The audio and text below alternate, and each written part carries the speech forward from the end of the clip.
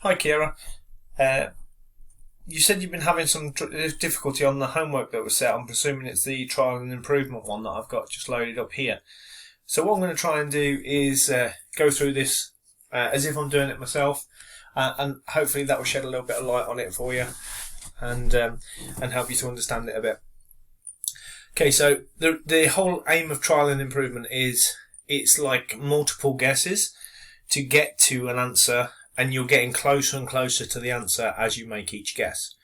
So if we look at the question one here, we want the area of a rectangle, and if you just think, if we can just note down what we know as we go along. So to find the area, okay, we want length times width. So we're going to times two things together. That's going to give us 465.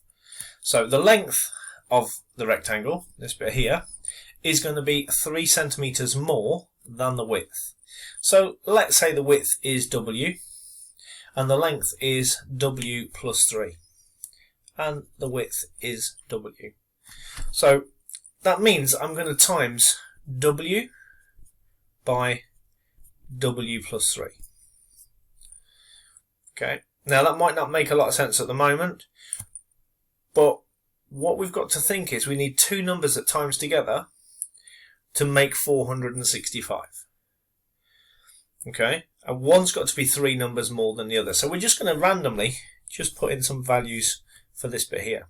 So let's say it was 10. We're going to say 10 times 13.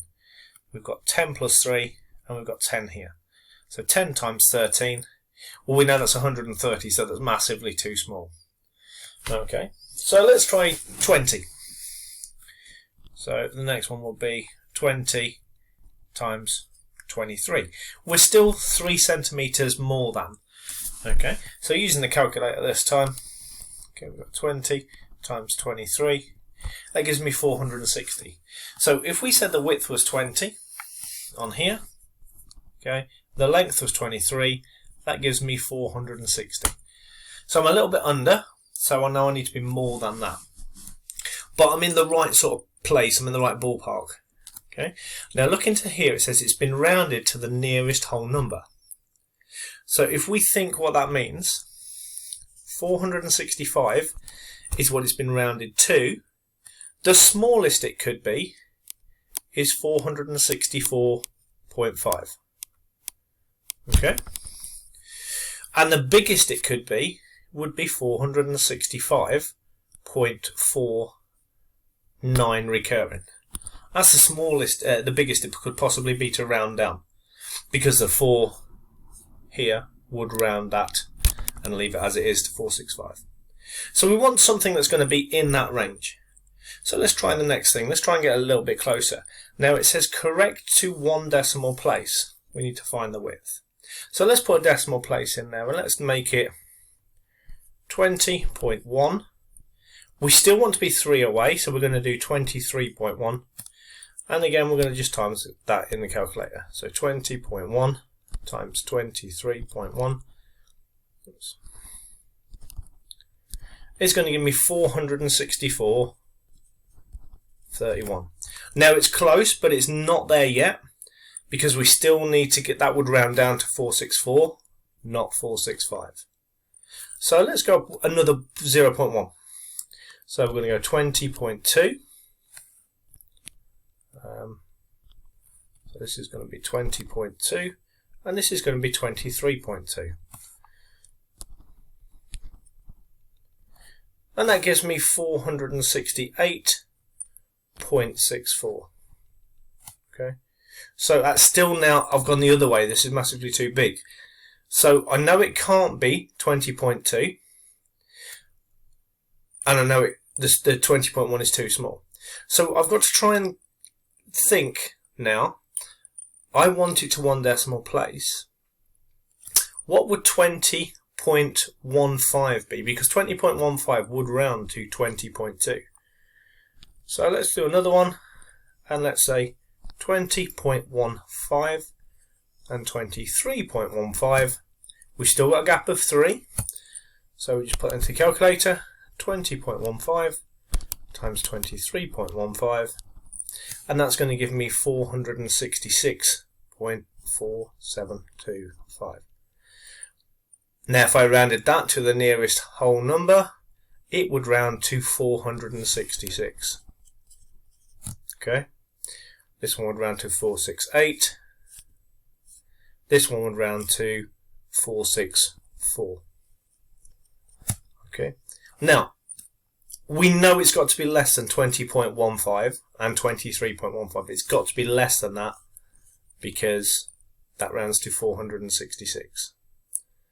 So it's got to be less than 20.15. Let's say it was 20.12. 23.12. And again, 23.12 and 20.12. That's going to give me 465.17. That would round to 465. So I'm happy I'm in the right sort of ballpark.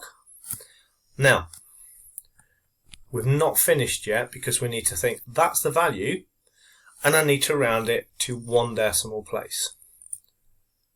So let's round it to 1 decimal place. 20.12 is going to round to 20.1, and that's my answer there. Okay, so I'm just going to go to the My Maths. There is a load of working to do there, but I'm just going to put in 20.1 on this one, mark it, and that's the 5 marks.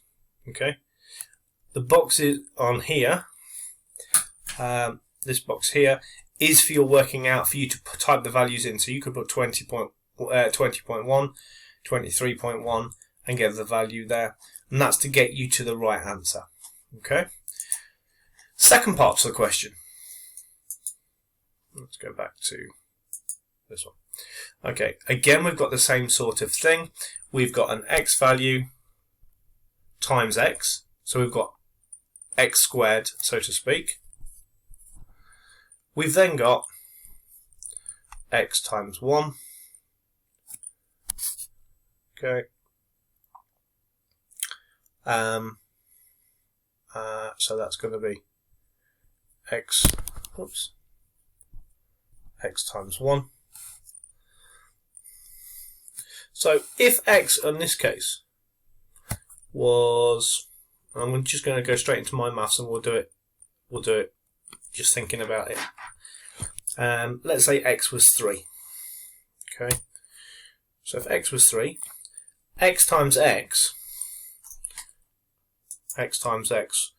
would be 9. 3 times 3. X times 1 would be 3. And if we added that together, that would give me 12. So we're too small with 3.0, if you like, 3.0. Now looking at the question, it says x has to be between a and b. A and b are 0.1 apart and are given to 1 decimal place. Okay, so 3.0 is too small. Let's try 3.1. When x is 3.1, 3.1 times 3.1, okay, and then 3.1 would be the second column, so that would be 1 times 3.1. 3.1 times 3.1 would be 7, so it would be 9.61. So that's going to give me 12.71. Okay, so it still doesn't equal 13. Okay, let's try 3.2. 3.2. So we've got 3.2 times 3.2 would be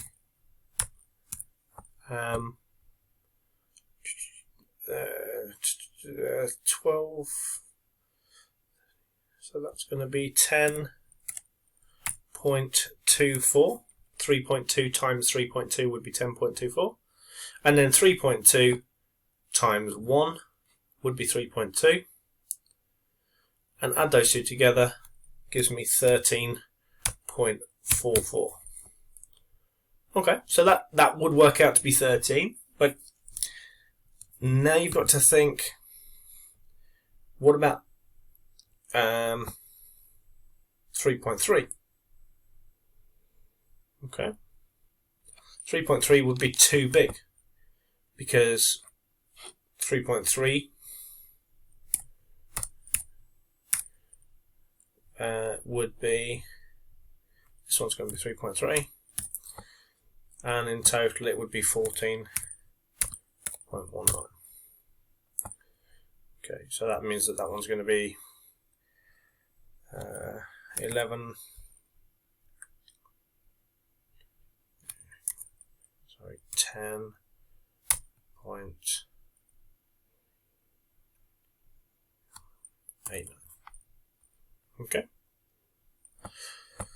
So we know it's got to be, if you like, between these two. That's where my range is going to come in. 13 would be between 3.1 and 3.2, somewhere. Okay, so I don't need any more gaps to try that. So on here, I'm going to put 3.1 and 3.2. It's got to be in that range somewhere. Click mark it. Okay, and then we've got 5 out of 5 for that. Always click see your summary, and then click finish and close. Okay. So hopefully that's been a little bit helpful. And if you can just imagine, trial and error is just literally guess a number that's within the right area to get the sum. Alright, so I'm just going to do one more thing, and let's say if I said x plus y equals 14, okay, x is 2 more than y, what are they? Okay, so we've got something plus 2 equals 14. Now if we take that 2 away from the 14, that's going to give us 12. So we know these would have to be 6. So x is going to equal 6 and y is going to equal 8.